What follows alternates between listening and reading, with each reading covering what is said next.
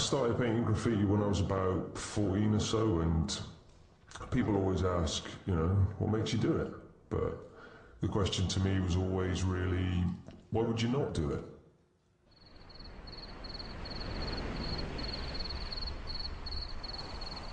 You're 14, 15, it's a big world out there, you want to make your mark, and no one listens to a word you say. Whereas, you know, one night, one spray can, all of a sudden, people notice you. There was always a lot of graffiti in my hometown growing up. I think 3D from Massive Attack had brought it back with him off tour in America, and he'd been painting all over the city. I knew Banksy from very early on, and a lot of the other artists, you know, that were kind of around. He was a fucking leery little git. You were like, who the fuck are you? But he was obviously motivated, obviously talented, and you take notice of that. He wanted to paint in all the most absurd places, but you'd never have a chance of doing it. You'd never get away with it, and he was getting away with it. I started painting graffiti in the classic New York style of big letters and characters, but I was never very good at it. I always used to get things too close together or too far apart, and it used to take me ages, so I had to come up with a way of making it quicker, otherwise I was going to get nicked.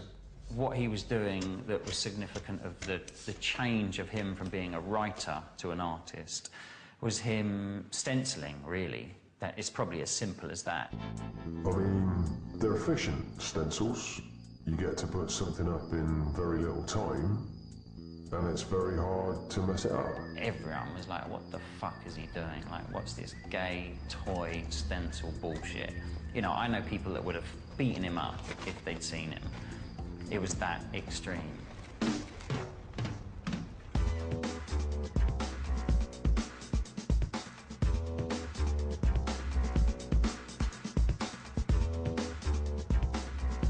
When I moved to London, I just carried on painting. I never saw that there was anything bad in it. You know, you live in the city, and all the time there are signs telling you what to do and billboards trying to sell you something, and I always felt that it was all right to answer back a little bit, I suppose. The city shouldn't just be a one-way conversation. It was a really highly educated, you know, visual barrage from, you know, from an unknown force. And in advertising, they used that to sell shit to us, whereas Banksy was using it on the street as a sort of free gift for everybody, and everyone was talking about it. I didn't see why he'd sell for just walls, so I started vandalising statues, and that led to vandalising parks. It just kept going, really.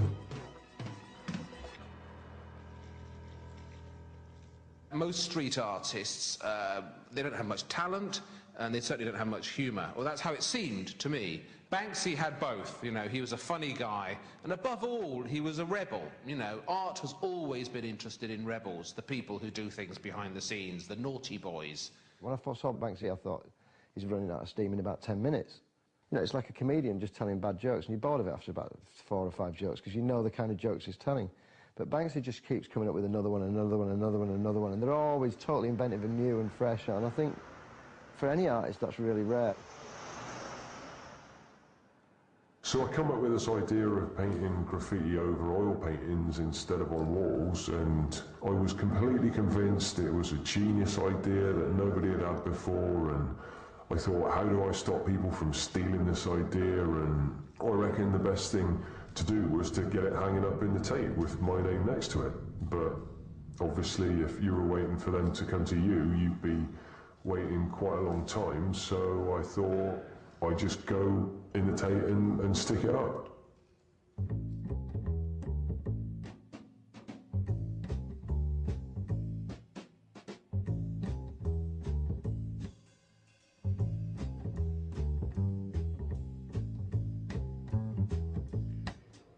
It was funny, I was going to all these galleries and I wasn't looking at the art. I was looking at the blank spaces between the art.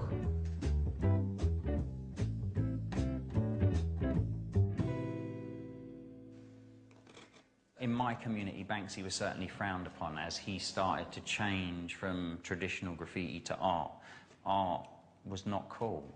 It was posh. Graffiti was ours, we did it. It was nothing to do with anyone else. And he'd left that camp, and that really upset people. I thought it was probably about time I did a gallery show, but I don't really like galleries, so I ended up renting this warehouse instead.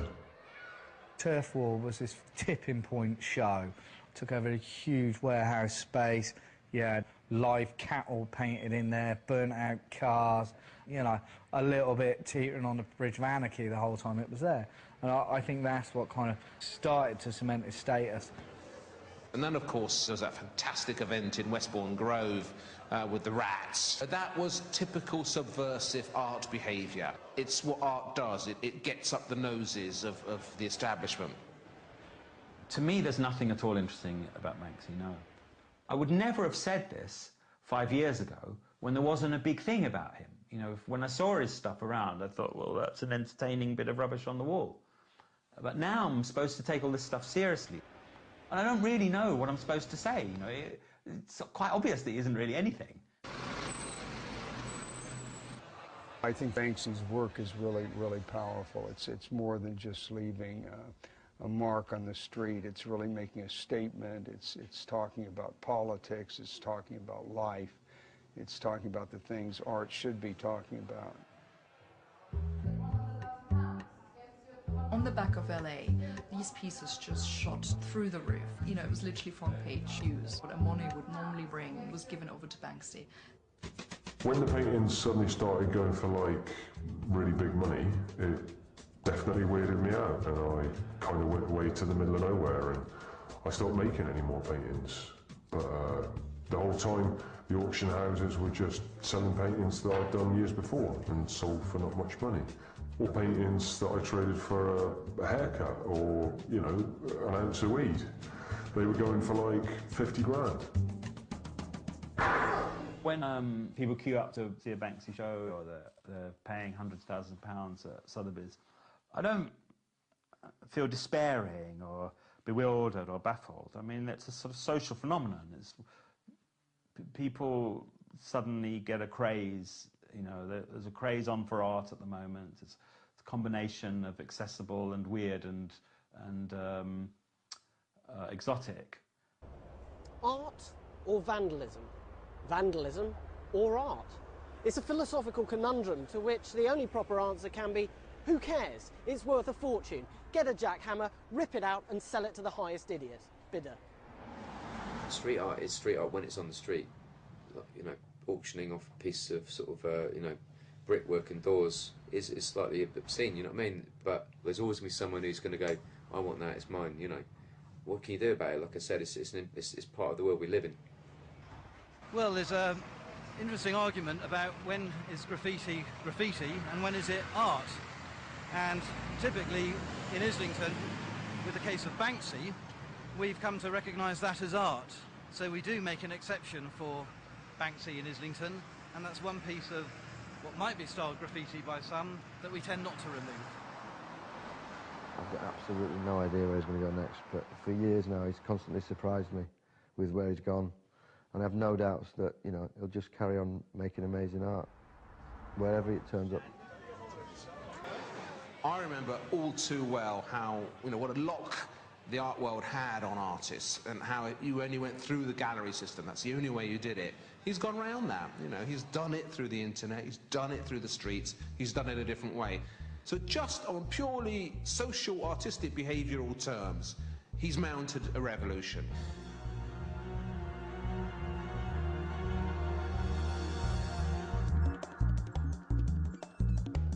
It's great, I guess, when your paintings are hanging up in a museum.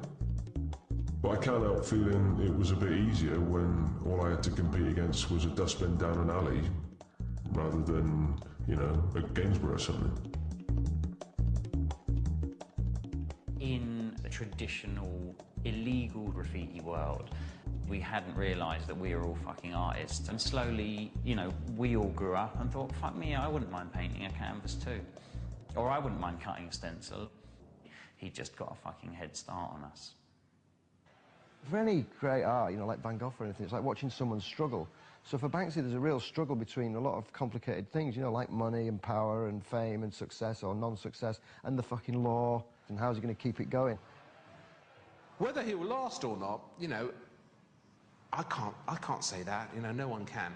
If you stuck me in a corner and stuck a gun to my head, and I would say, yes, I think he will. So the question, is it something that's ephemeral and will all be forgotten in 10 years? I mean, I've already forgotten it.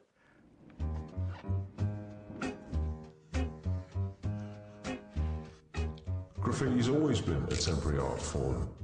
You make your mark and then they scrub it off. Most of it is just designed to look good from a moving vehicle. Not necessarily in the history books. But, I mean, maybe all art is just about trying to live on for a bit. I mean, they say you die twice.